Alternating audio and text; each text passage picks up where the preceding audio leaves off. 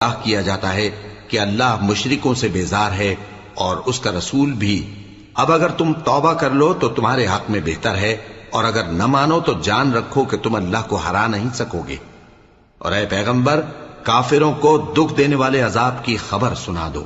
البتہ جن مشرکوں کے ساتھ تم نے عہد کیا ہو اور انہوں نے تمہارا کسی طرح کا قصور نہ کیا ہو اور نہ تمہارے مقابلے میں کسی کی مدد کی ہو، تو جس مدت تک ان کے ساتھ عہد کیا ہو اسے پورا کرو کہ اللہ پرہیزگاروں کو دوست رکھتا ہے۔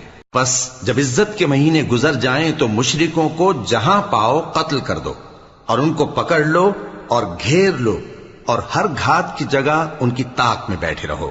پھر اگر وہ توبہ کر لیں اور نماز قائم کرنے اور زکوٰۃ دینے لگیں تو ان کا رستہ چھوڑ دو، بے شک اللہ بخشنے والا ہے، مہربان ہے۔ اور اگر کوئی مشرک تم سے پناہ کا خواستگار ہو تو اس کو پناہ دے دو، یہاں تک کہ وہ کلام اللہ